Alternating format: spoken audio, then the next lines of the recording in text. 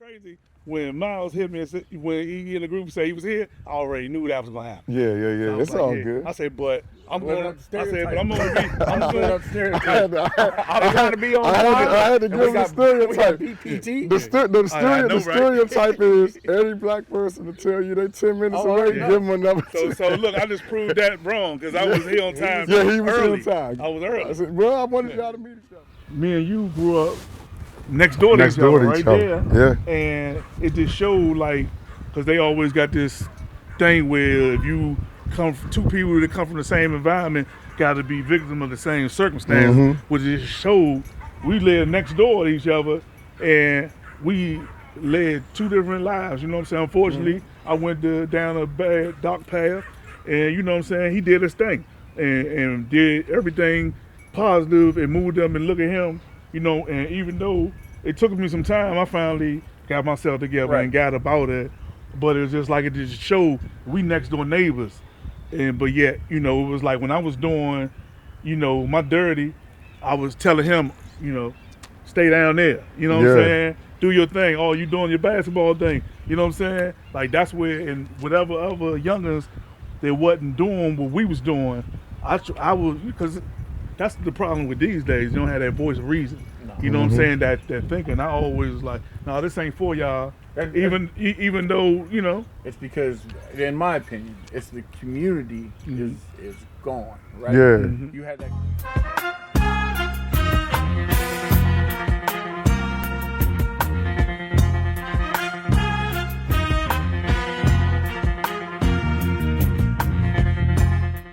I'm Chris Rhone, owner director of Unique's Basketball Academy, founder of the Superb Program and League.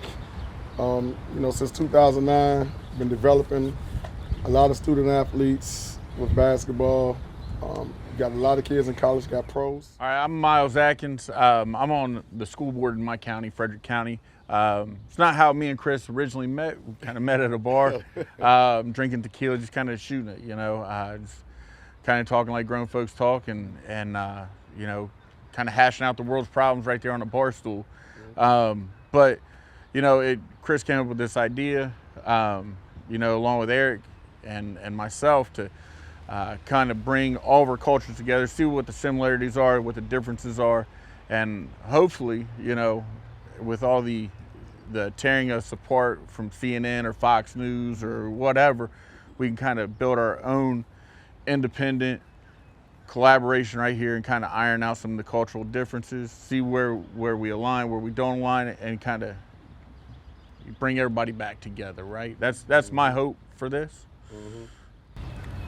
Okay, I'm Eric, stylist, fashion, Easter, you know, designer, artist, you know, and you know, I'm collaborating with my partners with this influence thing.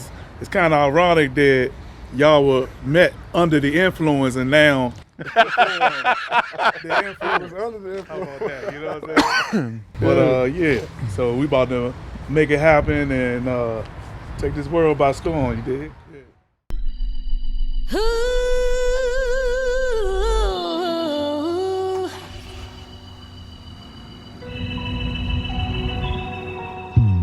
My mama dead, my grandmama dead. To keep it honest, I get depressed and be feeling scared. You see, I won't prepare and never will be. To think about your destiny, sometimes it kill me.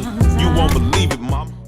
And nowadays, you know, we need that community back. You know, I think everybody's kind of gripping that community. And I think that's one of those things that we brought up earlier, right?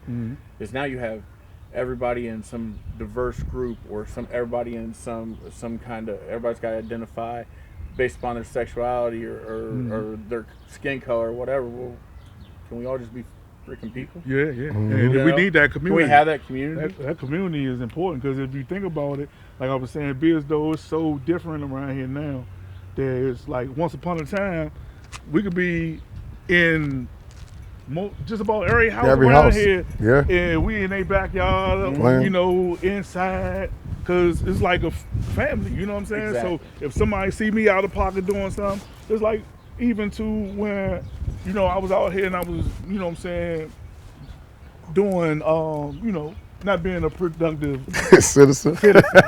And you would have like a neighbor that a person. The statute of limitations is good for you. But they would be like, would say something to me like, and you would have like a generation and it'd be like, they'd be mad at somebody minding your business. Mm-hmm. But you know, just a couple of doors away from where I stayed was a guy named Mr. Walker. Mm-hmm. And he'd be like, hey Eric, could you come here for a minute?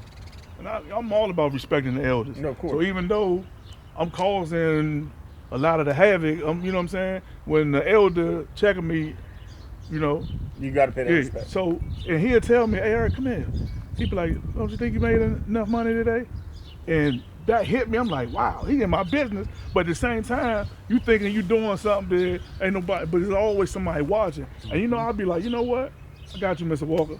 I tell the crew, hey, the information I just got, and it's up to them, they gonna disperse me. I'm going to the mall, or I'm going to the movies. And every time I would do that, if he pulled me up, I would always miss the jump Wrap it outs. up. And I'll come back later on and find out they swept the block, took pictures of everybody, had them in handcuffs, had them on the ground. And because the older, you know, statesman of the neighborhood that was, where people would think of being nosy, he was really looking out even though I was breaking the law. Right. Yeah. But he still, Yeah. because he knew me from ground up and he knew my moms and all that, despite the wrong I was doing, he knew I still was a respectful young man, so he wasn't scared to check me. Yeah, You know, yeah. because you know that I'm gonna listen. And You know it's what his I'm saying? neighborhood. So and we don't have we don't Part of have the that. neighborhood, And that's yeah. the problem, you know what I'm saying? It's like you kinda scared these days to even say something to one another of what they might say or do. I do. You know what I'm saying? Which we had a lot more respect. You know what I'm saying? It's just to the point where if we in front of somebody's house and it's getting too deep, I'm like, hey, let's clear this up because we in front of, you know, especially, you know, because you had some neighbors didn't mind us, you know, but then the ones that did, I'm like, hey, get off that car, that's such and such car. You know what I'm saying? We can't be, you know what I'm saying? Because there always got to be somebody. Because if you don't, then everybody just be straight disrespecting the neighbors. And in community, we got to have some respect. You know what I'm saying? Even when you're not doing the right, that's like I'm trying to right my wrong by, you know what I'm saying? I'm doing a little dirt, but I'm doing a lot of good at the same time. Yeah. You know what I'm saying? A lot of times that don't make sense to a lot of people. Sometimes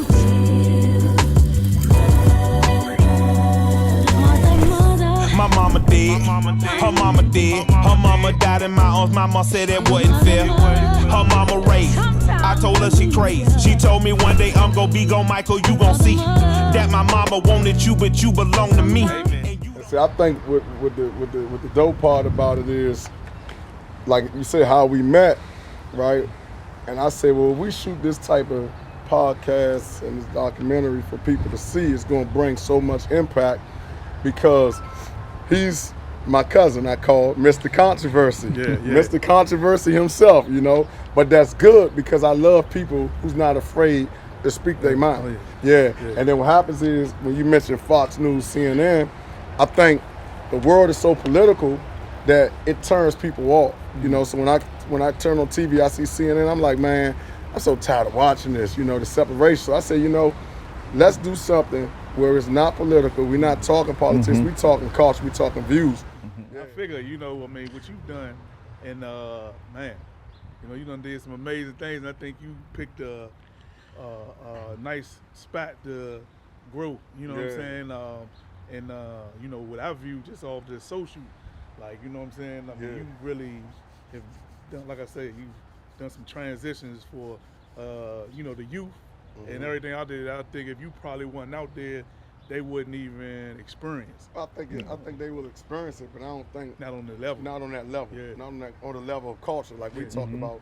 But I said I had to thank you because just imagine who you are, right? Imagine who you are as a person and being that positive influence, that real OG, and I think that's what's missing with the generation now. All of these young guys, man, they don't have no respect for for the guys that came before us. So if you didn't keep us, you and the OGs on the block didn't keep us from going up the street. Look what we've been indulged in at a young age. You know what I'm saying? So by you saying no And we watching you guys do it. I'm seeing you with I'm looking at Eric, he got the new Hirachis. I'm like, I need them, man. You know, I really need them. So you kept us off the streets. And if you didn't do that, then I wouldn't be in a position right now probably to see. So we jumped off the porch, but it was way later. Yeah, way later. Because you got a lot of people from where we come from that have y'all join in what we was doing. You know what I'm saying? But, you know, I'm totally different when my mindset. I'm like, nah, this ain't for y'all. You know what I'm saying? So we got to, you know, that yin and yang, you know, it's like, you know, I'm night and day with it, you know. So it's like when people don't know how to differentiate that lifestyle, you know, whether you doing something bad to, you know, capitalize and bring something good, because that can be done as long as it's like not done in a malice way or, you know, and your heart is in the right place. But, you know, but at the same token, to have the hindsight to be like, when you see the youngers and you see that they going another route, be like, hey, this is not for you. Hey, but what you doing right there, I like that. Let's keep that going. You know what I'm saying? So like what you're saying is like, for the community that you grew up in, the block we just on, right? Yeah. He's like a community leader who kind of, you know, directed you not to doing some of the bad shit, right? Influenced us. We looked up to our OGs. Like when I had a new move, Irk lived right next door to me, so I would come outside, Irk, check this one out. Hit a spin move, crossover. You see what I'm saying? I like that. I like that. Let me see it again. So if you say let me see it again, what I'm gonna do? I'm gonna go back outside. I'm gonna, you know, and kind of like blending it in, because not only that, you had youngers, if they was riding bikes, right? You know what I'm saying? Even though, you know, I'm doing me, I'm gonna ride my bike. We're gonna set up some bricks and the board to jump around. You know what I'm saying? We're gonna, you know what I'm saying, shoot basketball and use a tree for the hoop. You know, so it's a balance there, you know, and, you know, I'm glad that I am who I am, because, you know, until I spoke to Chris as an adult, I never realized, you know, that he took away from any of that and not even thought about it twice, because, you know, it was like, you know, when he was bringing it to him, I was like, wow, like, I don't even, you know, I had to think about it, because, you know what I'm saying, it was genuine, you know what I'm saying? Yeah, so, 100. So it was thoughtless, and I just think that, you know, it's to be separated, you know, especially, you know, my mentality, like, I thought that was something I was going to be doing for the rest of their life, and I try to tell people, put yourself in the mind of a person that don't even think they're going to make it to see 20. So, you know what I'm saying? So it was like, you know, I was shocked when I made it to 17. Right. You know, you can imagine if I thought about that, what was I doing and what was I involved in that I didn't even think to see my 20s, and already had my mind made up that it wasn't going to happen. Done lost so many, you know what I'm saying, in the streets where I was at. So I'm just one of the lucky ones that made it out, and, you know, and when the odds was, you know, stacked against me. And so it's a beautiful thing, you know what I'm saying, to come full circle and, you know, meet my brother, you know what I'm saying, as adults, and see all of the things that he's doing. And, you know, it's like, wow, like, if I would have been on his, you know what I'm saying, path, I mean, I could have done this. I could have been right beside him doing this, you know what I'm saying, if I chose the different lifestyle. Fortunately, I, you know, chose to get it right at a later age, but, you know, but it's better, you know, later than never, you know what I'm saying? Well, I mean, it's like you were talking about on B Street earlier, right? When we was down there, you know, just some of the different things, that the challenges that you grew up with, right? You saw some of the shootings and everything else. You know, it makes you take into focus, you know, how you saw that. You said, I didn't want to be a product of my environment. You know, you hit all the learning blocks on the way up, right? But you turned it around, right?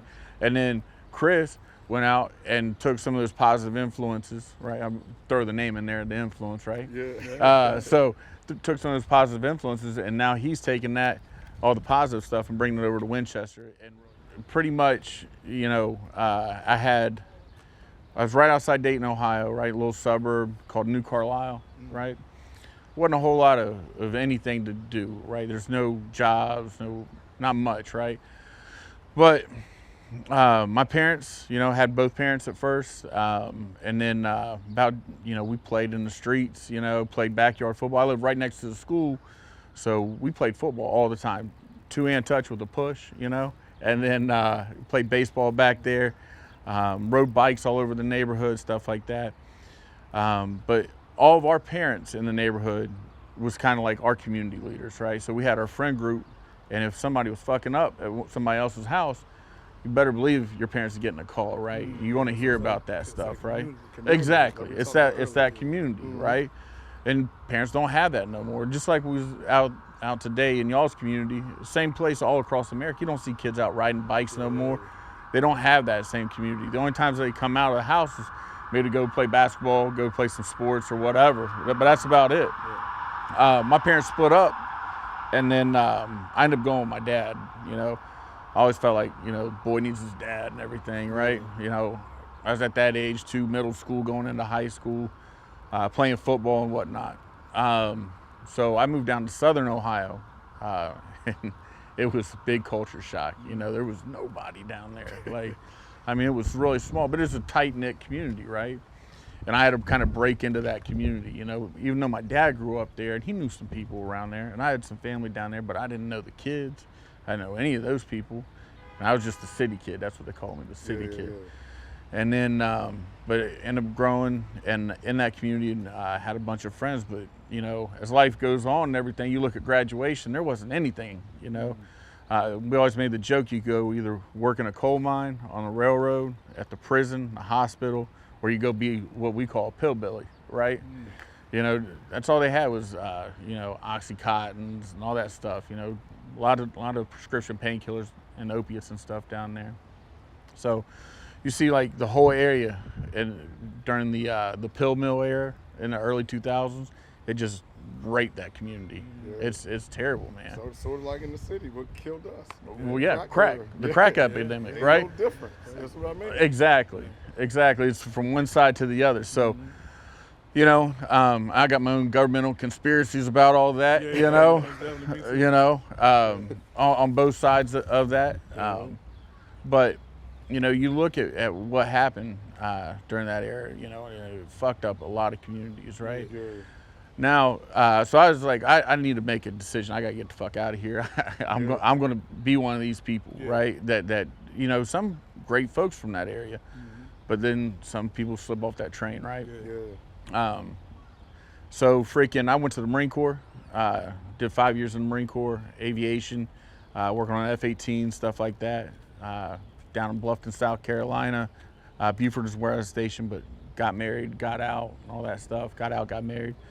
Married for 7 years, got divorced, moved to Charleston, South Carolina.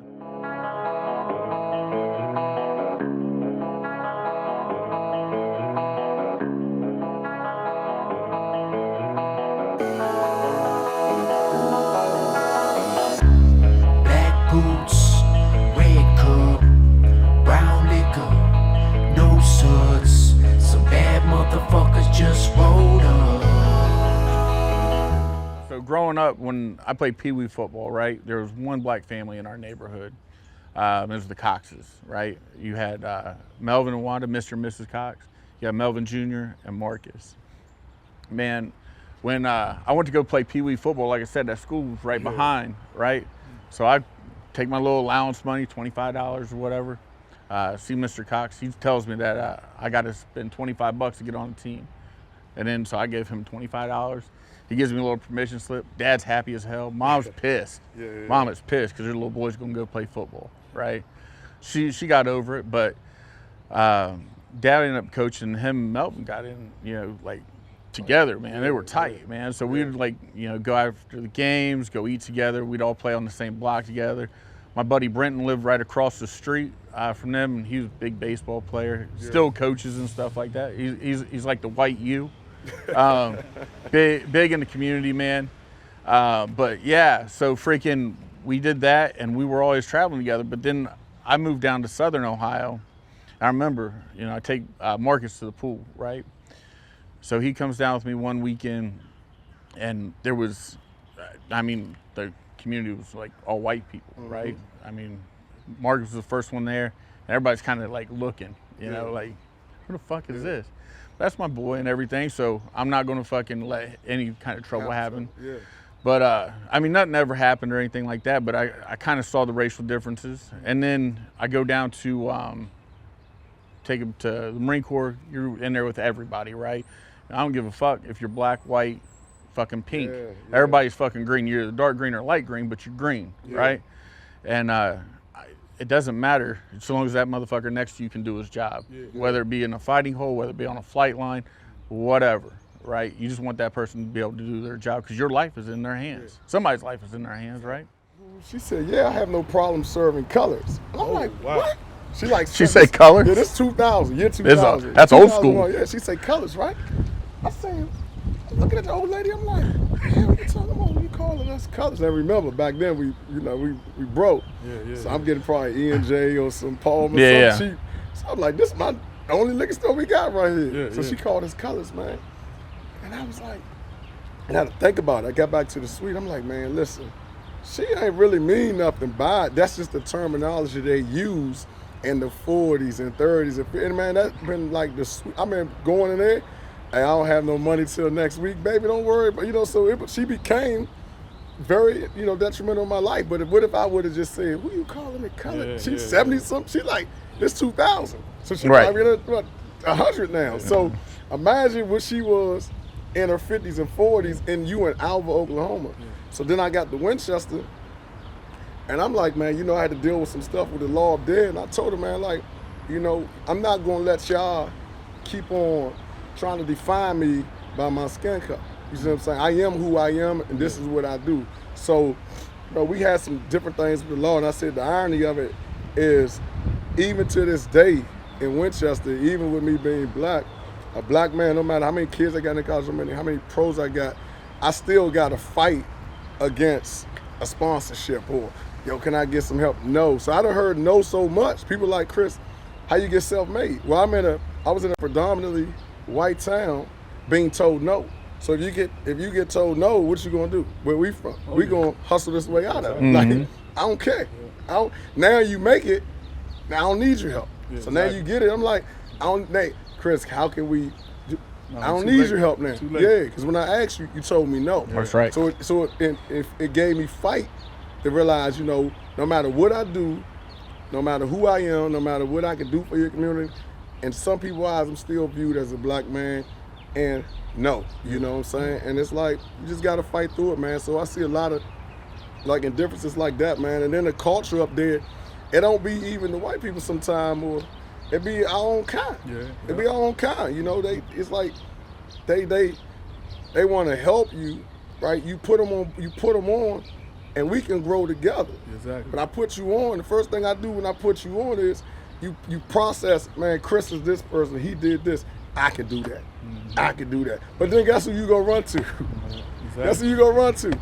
Yeah, you gonna run and give it, like you gonna run to, you try to do exactly what we do, but then you gonna run, right, to somebody that told me no. Exactly. You go run and sit right under them and go, I'm good, and then you want to compete with me. You know what I'm saying? So the racial, so I can be mad at Miles all day, be like, it's white versus black. No, we be against us a lot too. Influence when you have so much hate amongst yourself, and it's not, it's being black and trying to find your way, and it's like with myself, like I thank the Lord that I never actually experienced racism, because I know, I would have crashed out. I already know. So I was blessed not to experience it directly, but I always, my thing was like I didn't get comfortable of being around other races until I actually got into the working world. Like before that, it was like, I had a homeboy and Junior, B, here, and we go out and party, like say like we club hopping or bar hopping. If we go into a club and it's all whites, he ready to party, and I'm not. I'm like, let's roll. Let's go. But so. Lifetime, I had to put my beliefs on the front line. In every song that I sing, it's always been you and me. Till my baby, it'll be another late night. I live left work 8 hours after midnight. No breaks, no sleep, and it's always been you and me.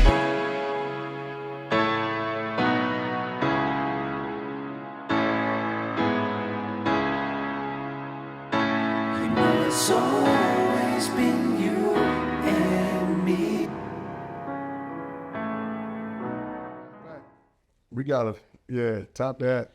Inaugural victory dance. That's not a victory. Oh shit! Wait a minute, that's episode 3.